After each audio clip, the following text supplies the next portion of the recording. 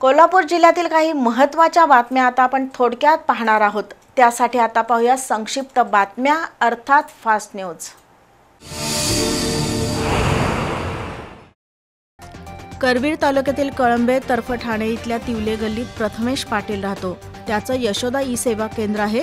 3 जून 2025 ला समर्थ बराले याच्या जातीच्या दाखल्यासाठी काम आलं होतं। प्रथमेश पाटीलनं आपल्या यशोदा ई सेवा केंद्रातील लॅपटॉप आणि स्कॅनरचा गैरवापर केला। त्याच्याकडे असलेला मराठा जातीचा दाखला एडिट करून जुन्या दाखल्यामध्ये फेरबदल करून समर्थ बरालेला जातीचा दाखला दिला। प्रथमेश पाटीलनं आयडी आणि पासवर्डचा गैरवापर करून शासनाची फसवणूक केल्याचं निदर्शनास आलं। त्यानंतर करवीरचे नायब तहसीलदार सुधीर वाघमारे यांनी 17 जुलै रोजी प्रथमेश पाटील विरोधात तक्रार दिली। आज प्रथमेश पाटीलला करवीर पोलिसांनी अटक केली। Ad agencies association of south Maharashtra म्हणजेच आसमा या संघटनेच्या अध्यक्षपदी अमरदीप पाटील यांची निवड करण्यात आली। उपाध्यक्षपदी संजय थोरवत, खजानीस म्हणून राजाराम शिंदे आणि सचिव पदावर शिरीष खांडेकर यांची एकमतानं निवड झाली। नुकतीच आसमाची वार्षिक सर्वसाधारण सभा पार पडली। त्यामध्ये जाहिरात संस्थांसमोरील आव्हानं, नवतंत्रज्ञान, नवीन माध्यमं याबाबत चर्चा झाली।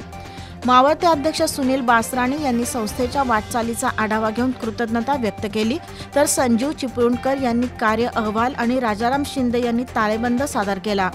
त्यानंतर पुढील 2 वर्षांसाठी आसमाच्या 11 सदस्यांची संचालकपदी आणि 4 सदस्यांची पदाधिकारी म्हणून निवड झाली। मनीष राजगोळकर यांनी निवडणूक अधिकारी म्हणून काम पाहिलं।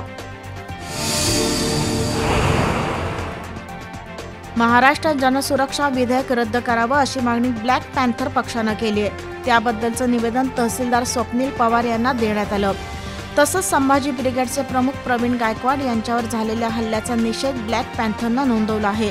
अशा प्रकारचा हल्ला ब्लॅक पॅन्थर पक्ष खपून घेणार नाही असा इशारा जिल्हाध्यक्ष सुभाष देसाई यांनी दिलाय। या शिष्टमंडळात तानाजी गोंधळी, शारदा गायकवाड, संतोष ढवण, दिनकर कवाळे, पूजा सुतार यांच्यासह कार्यकर्त्यांचा समावेश होता। करवीर तहसीलदार कार्यालयात नागरिकांची मोठ्या प्रमाणावर आर्थिक पिळवणूक होतीये। त्यामुळे करवीर तहसीलदार कार्यालयाच्या कारभाराची चौकशी व्हावी अशी मागणी जनविकास स्वाभिमानी सेवा संस्थेनं केली आहे। या संस्थेच्या वतीनं आज जिल्हाधिकारी कार्यालयासमोर आंदोलन करण्यात आलं। संस्थेचे अध्यक्ष मोहन पाटील यांच्या नेतृत्वाखाली झालेल्या आंदोलनात युवराज पाटील, नामदेव नलावडे, दिनकर जाधव, धर्मेंद्र कामत, पंडित नेर्लीकर यांच्यासह कार्यकर्ते सहभागी झाले होते।